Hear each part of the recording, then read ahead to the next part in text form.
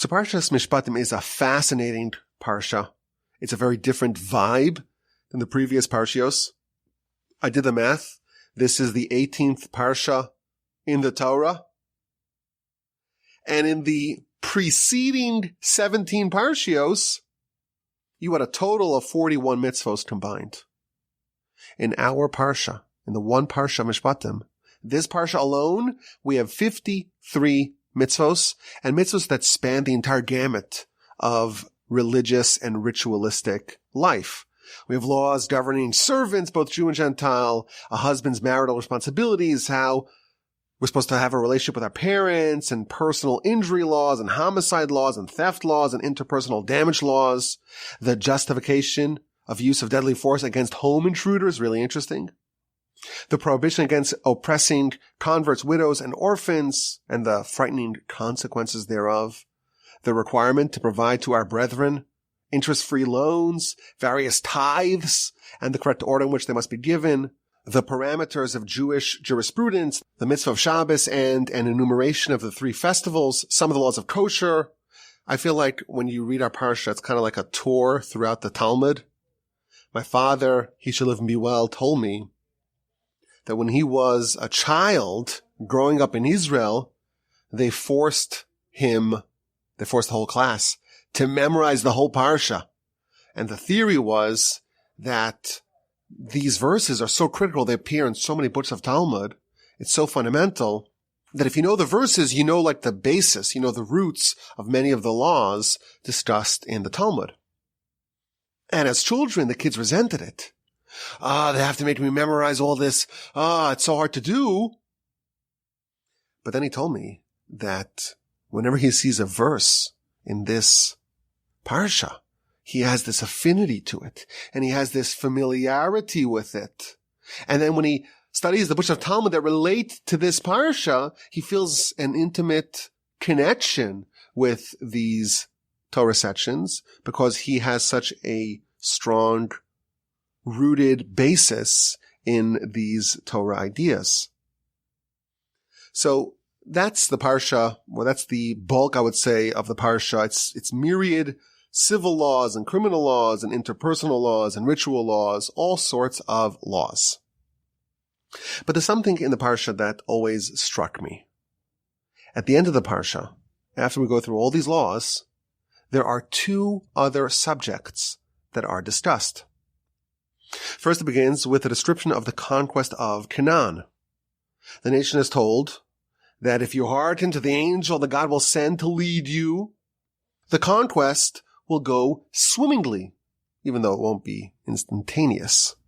The Almighty will destroy your enemies. They'll flee.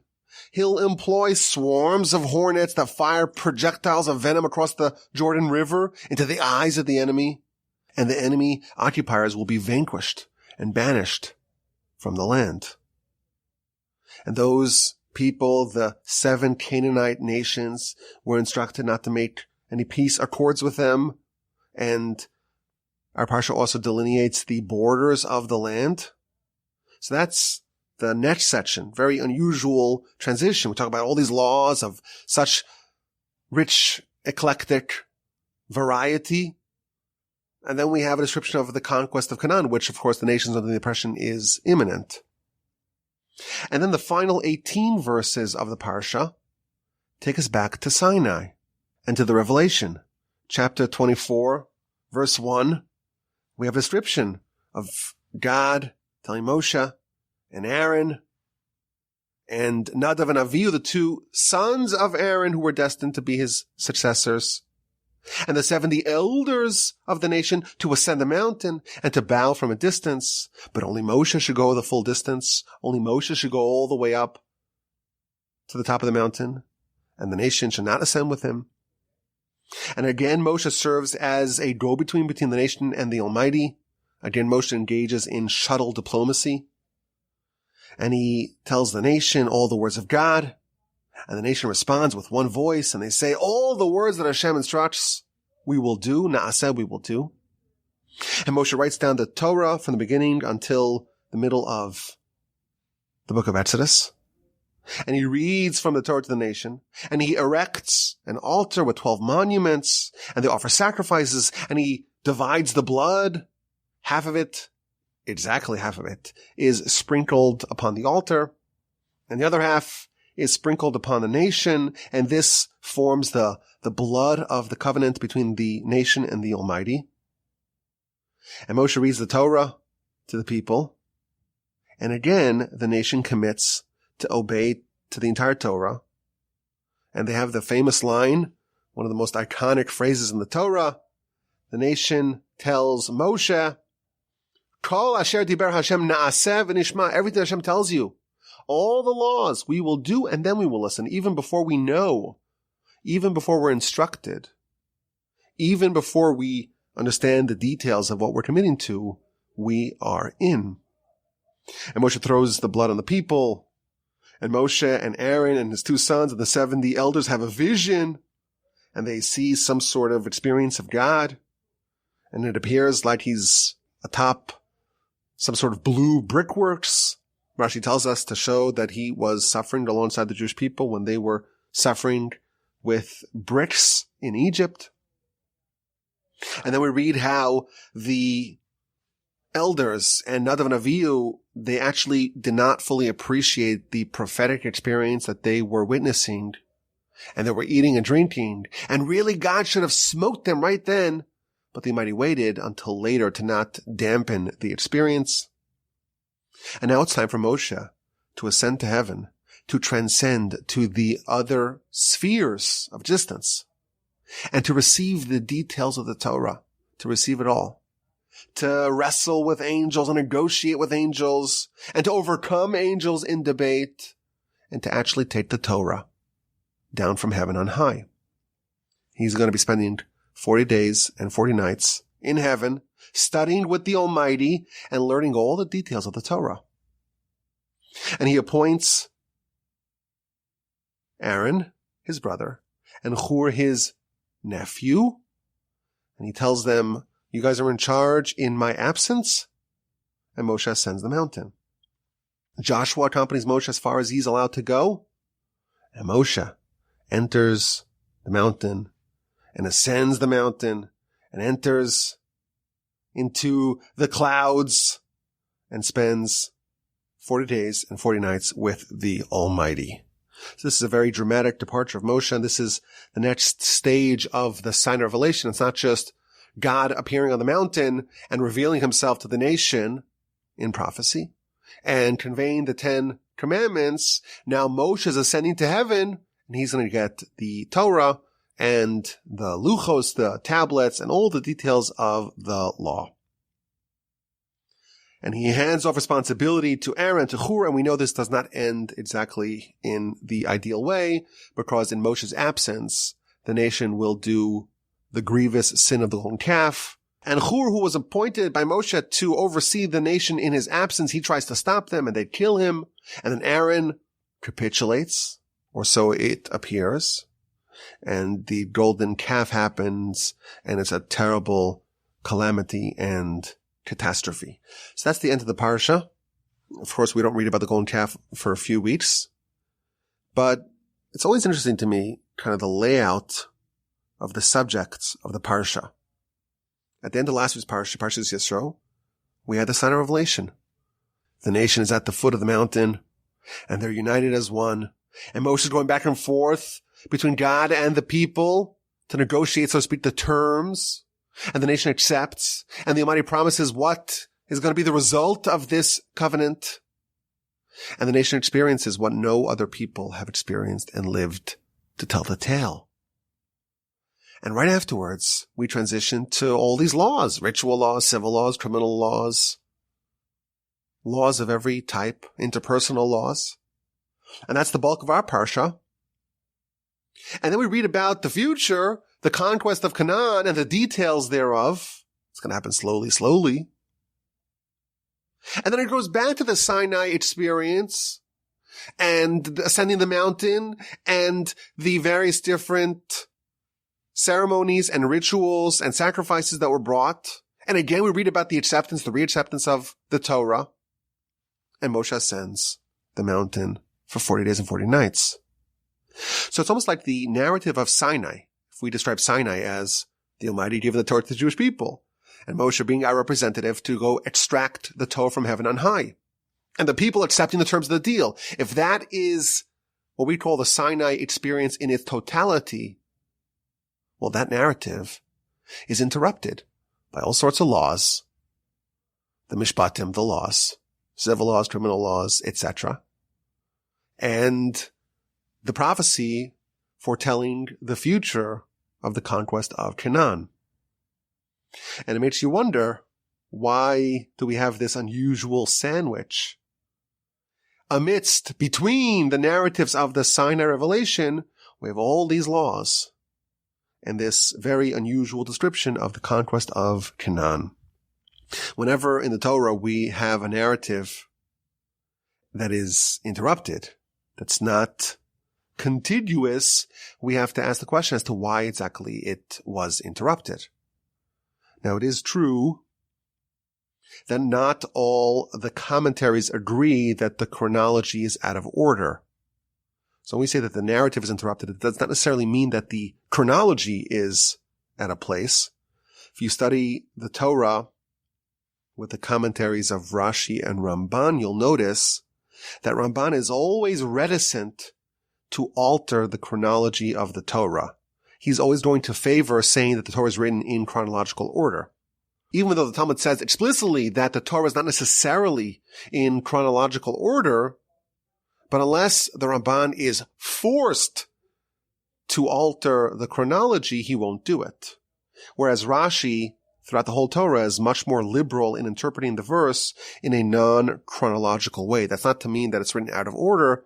It just means that the conceptual order, the topical, logical flow, that is the primary way the Torah is written, not necessarily the chronological flow that the Ramban favors. There's a pattern throughout the whole Torah. Was Jethro coming before or after the Sinai Revelation? Rashi is very comfortable altering the chronology, even though the description of Jethro coming is before the Sinai Revelation. He actually came afterwards. Oh, and when did the end of our Parsha, chapter 24, when did that happen? Rashi says, well, it actually happened before the events of chapter 20, the tabernacle and the golden calf, how the descriptions of the instructions of the tabernacle and the descriptions of the implementation of those instructions are interrupted with the episode of the golden calf. Rashi says that the chronology was altered. Ramban says it was not.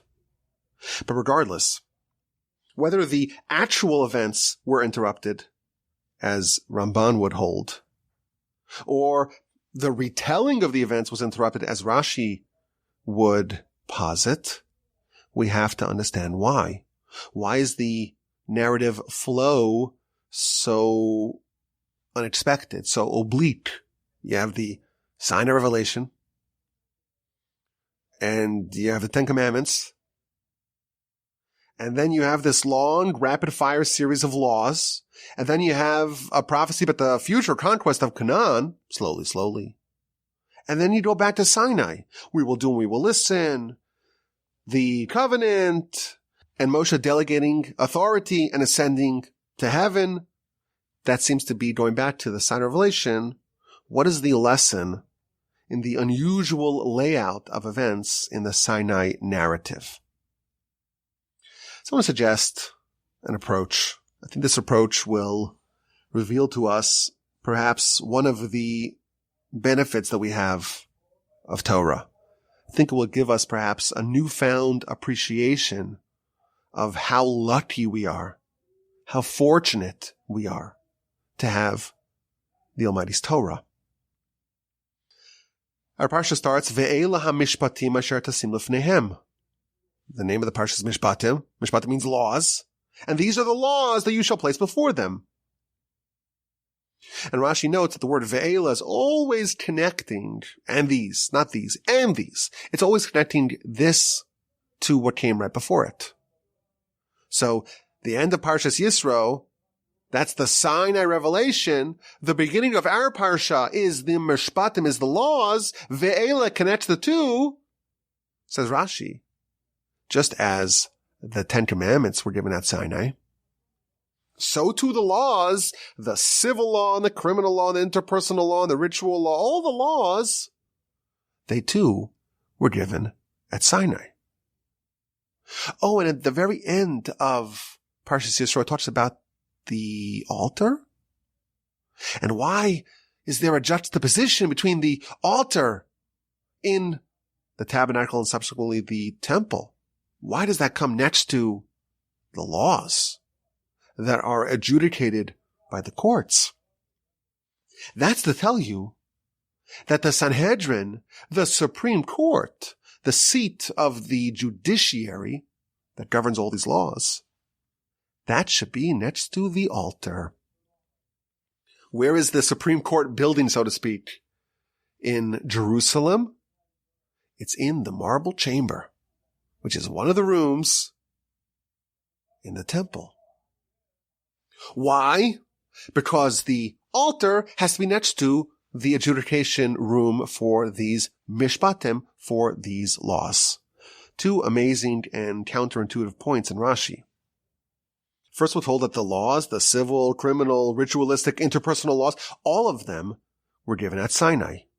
Even laws about theft and damages that every functioning society has, we have them as well.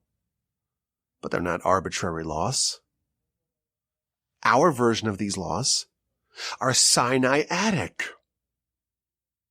And the adjudication of these laws, it's done on temple grounds.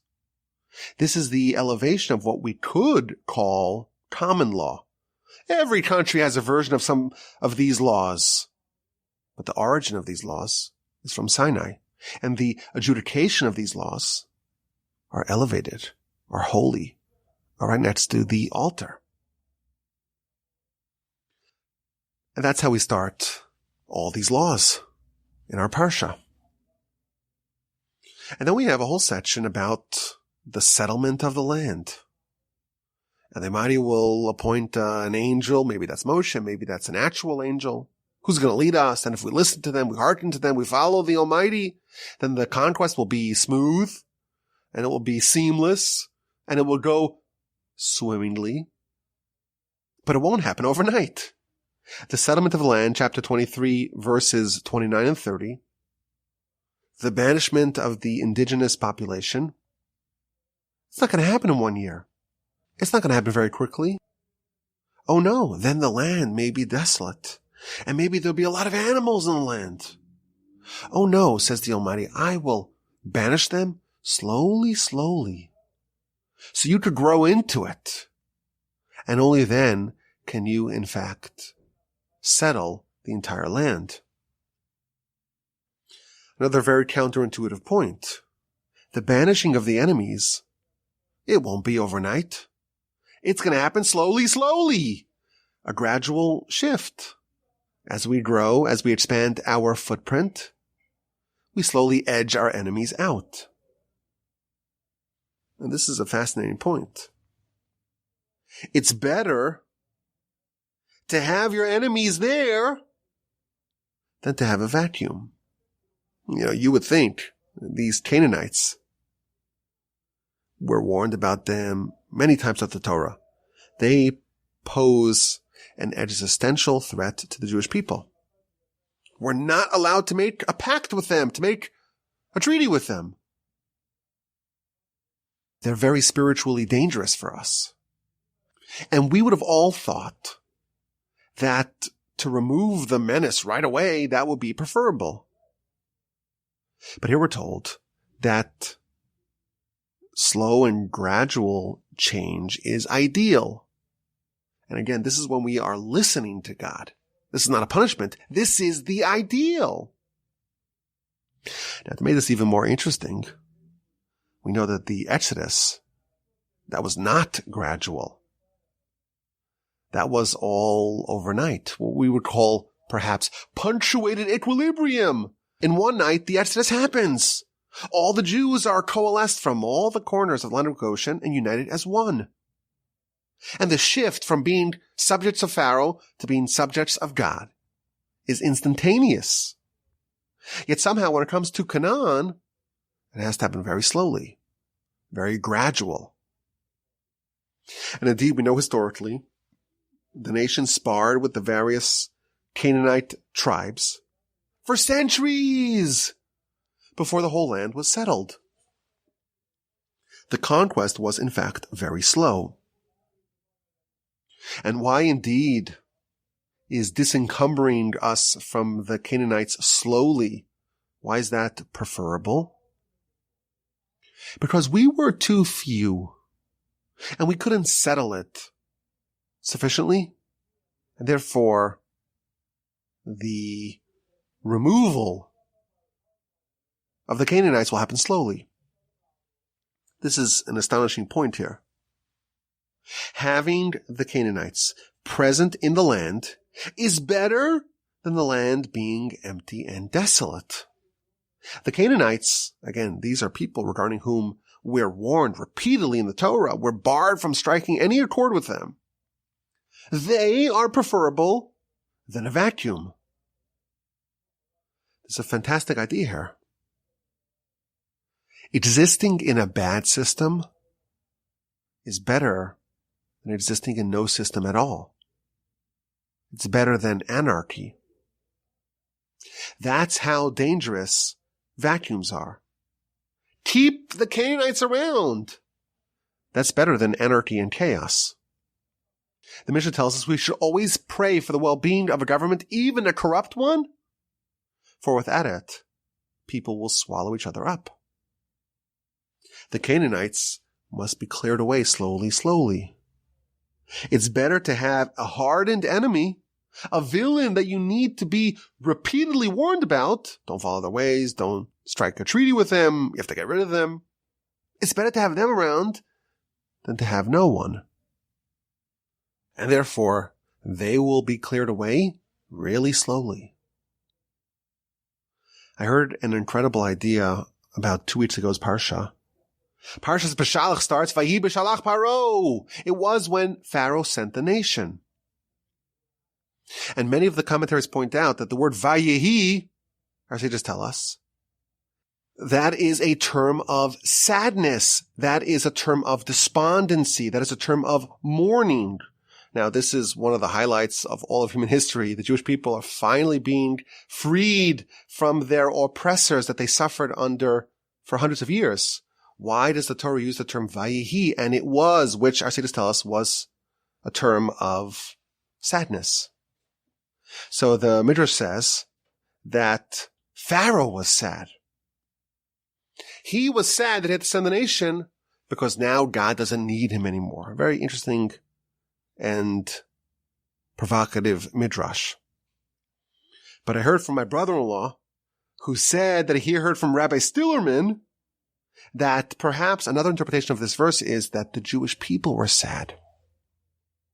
How could you be sad when you're leaving? You're leaving Egypt. It should be a time of great joy. And of course that's true. But there is an element of sadness.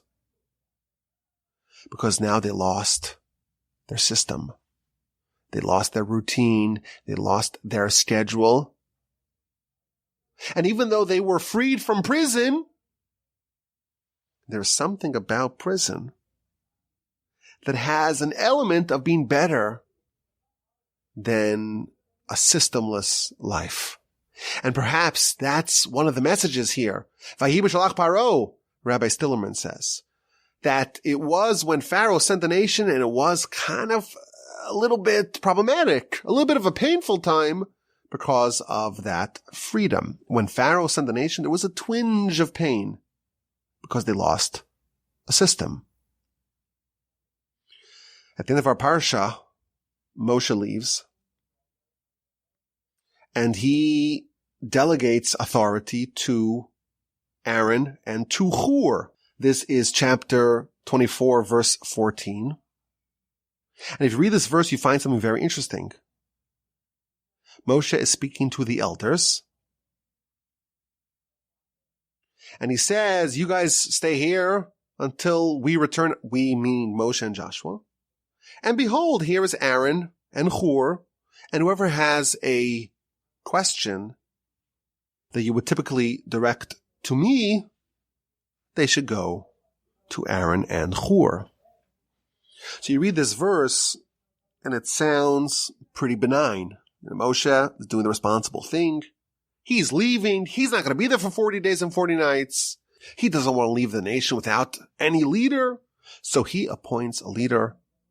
In fact, two of them, Aaron and Hur. But if you read Rashi notes that this was really an empty delegation. It was an office that was defanged of any power. Rashi says, when did Moshe do this? When he left the camp. And who did Moshe instruct? The elders. So who is not aware of the power and the authority of Aaron and Hur? The people. Moshe is not saying this amidst everyone.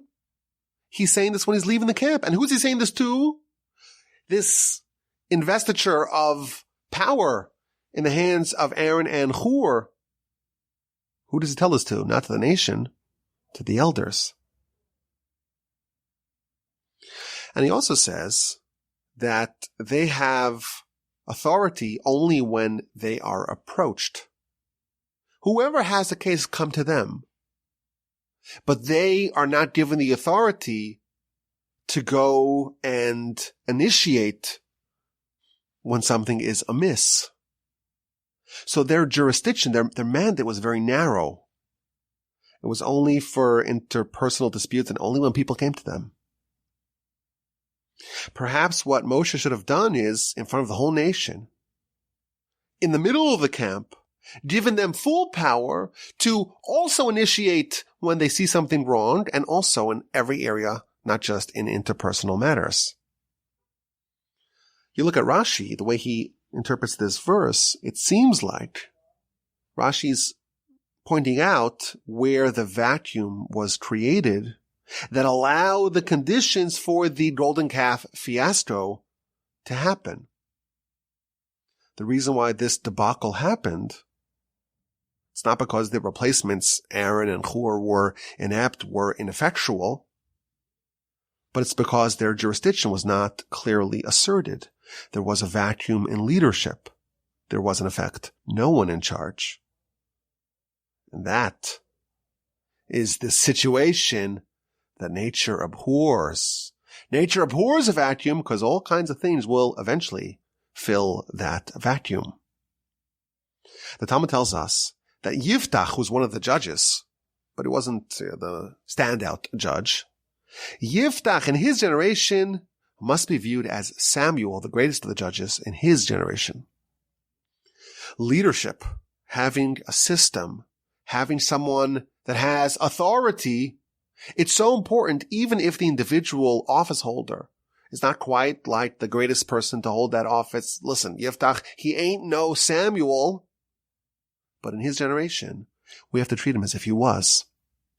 Even if the leadership that we have, the system that we have is not ideal, it doesn't match Moshe's, it doesn't match Samuel's, it's important to not have a vacuum of leadership. Rashi tells us that the reason why the names of the 70 elders are not enumerated in the Torah is because the office is what matters.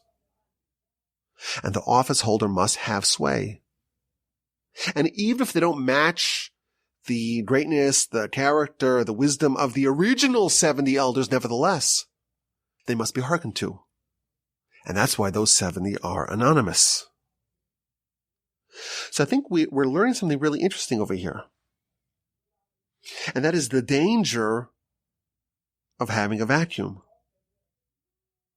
And perhaps we can suggest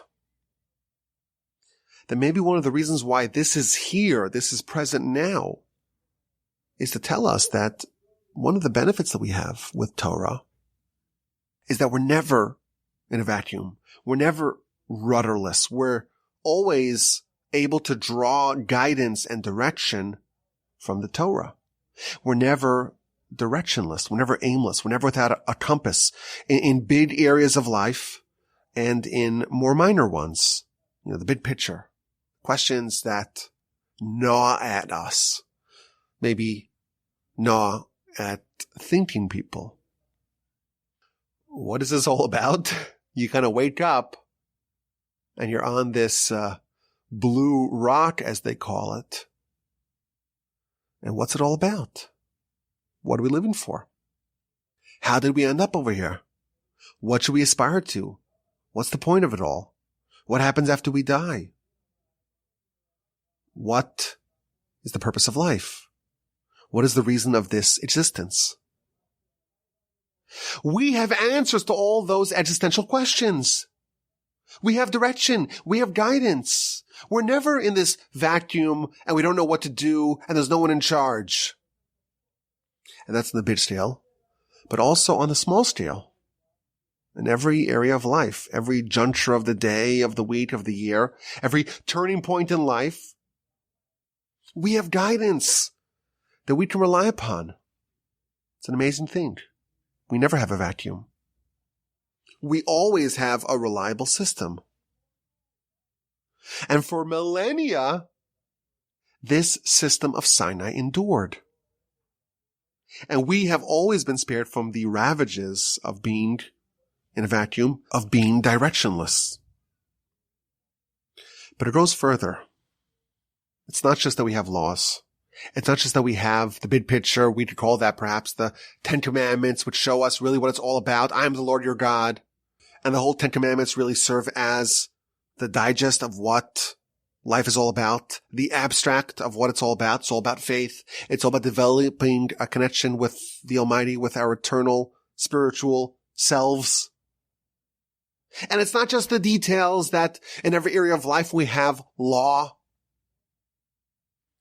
These laws are not only comprehensive, they're divine. They're from Sinai. The seat of the Sanhedrin, of the Supreme Court, is in the house of God. We have both a comprehensive and an authoritative guide for living. And this may sound simplistic, and I think it's something we probably take for granted. But imagine what it's like to live if you don't have answers to these questions, if you don't have a system of living, a system, a worldview, an understanding of what it's all about. Think about how terrifying that might be. And yes, it's something we take for granted, but it's important for us to appreciate it. So perhaps this is the reason why, right in the middle of the description of the beginning of Torah, right in the middle of the Sinai Revelation and that narrative and the various halves of that narrative, we're told a few important lessons. We're told about the dangers of a vacuum. And that's a system, or a lack of a system, that we thenceforth will never be in.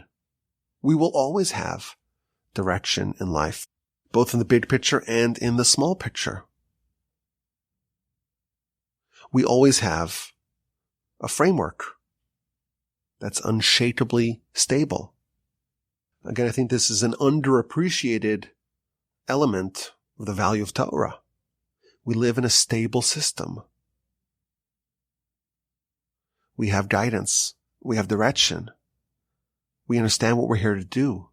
And yes, of course, that still makes demands upon us. We still have a fearsome Yetzer Hara, and our work is really cut out for us. And of course, this is not to say that life is supposed to be robotic. It's not supposed to be stuffy where we just behave as if we're following a manual and we become little clones. Of course not. There's room for creativity and individuality.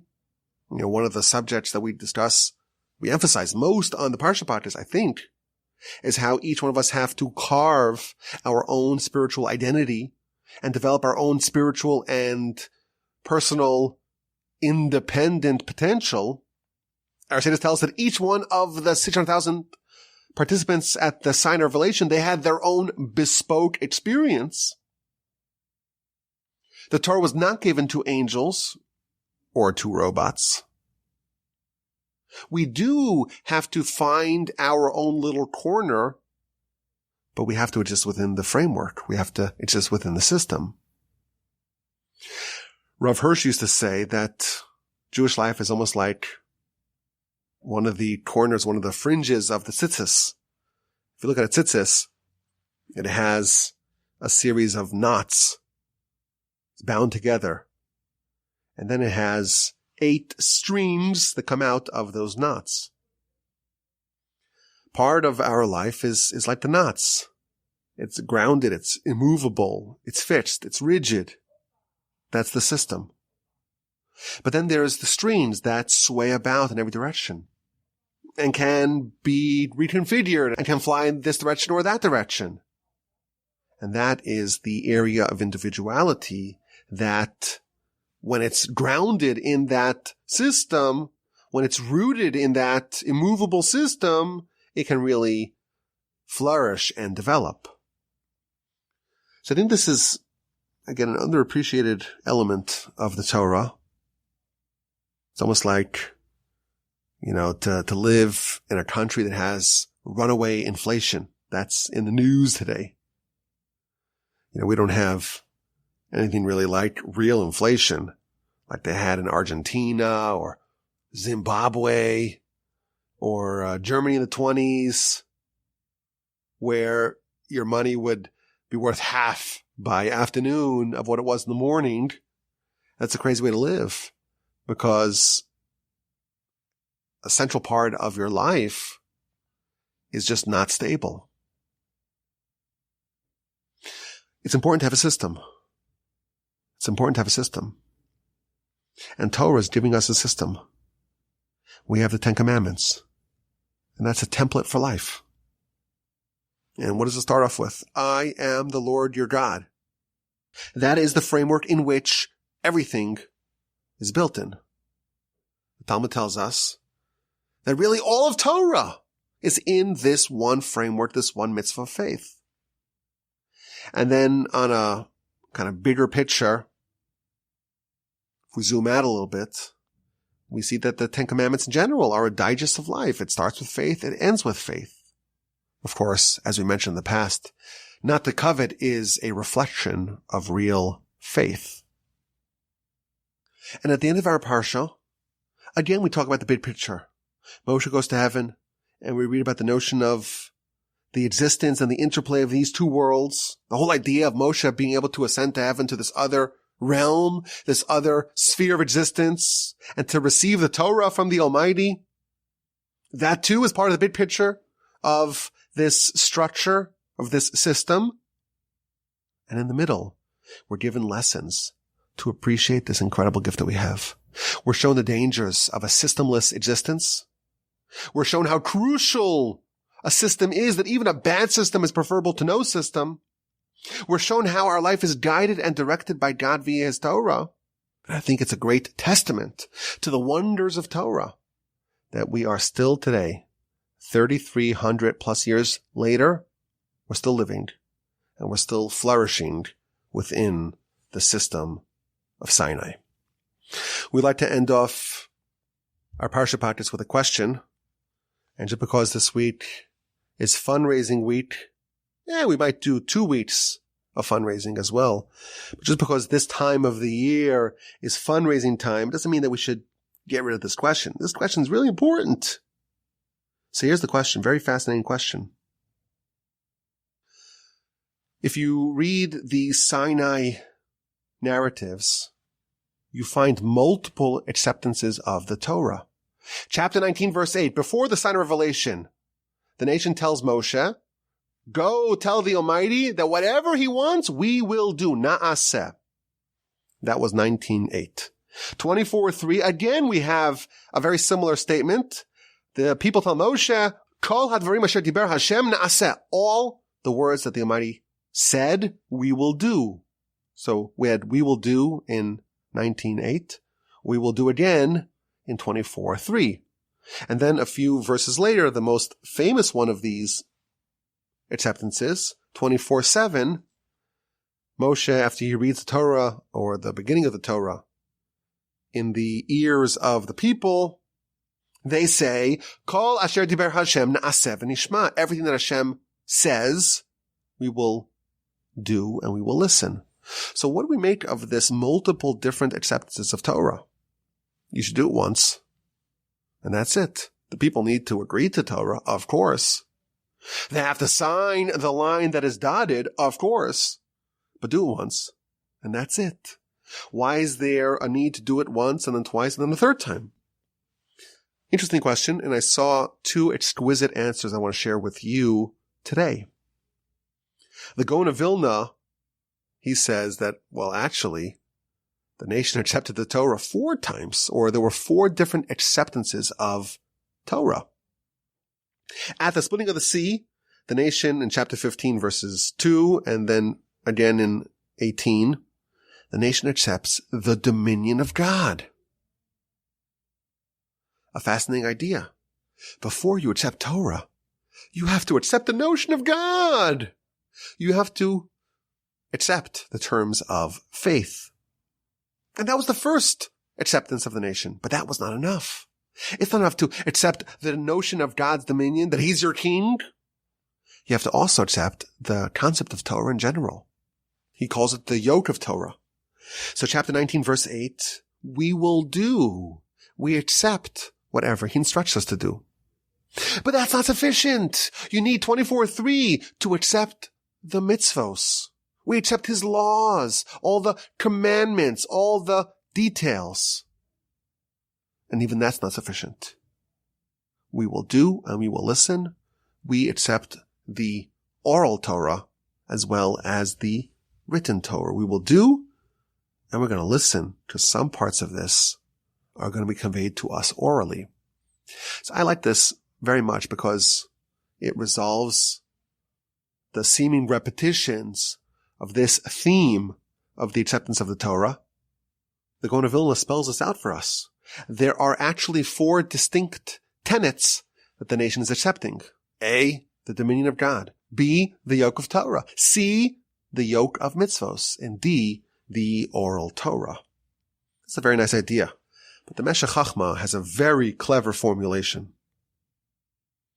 We know that there are mitzvos in the Torah that are unfulfillable. Why?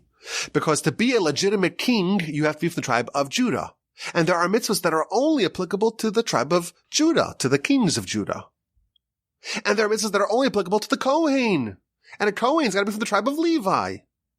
So it's not possible for any single person to fulfill all the mitzvahs of the Torah. So if we cannot fulfill the mitzvahs of the Torah, how is it supposed to work? It's a very famous question. How are we supposed to fulfill the mitzvahs of the Torah when it's not possible for a single person to fulfill all of them themselves? This is a famous question, and there are a variety of answers. But he presents 2 different answers, and he connects those answers to the various acceptances of Torah. The first idea he says is that, well, actually, a single person can fulfill the whole Torah. Because a single person is one of the best descriptions of the Jewish nation. We're like one person with one heart, with one purpose. When the Talmud is looking for a metaphor to describe revenge, it describes a butcher hacking away at a slab of meat.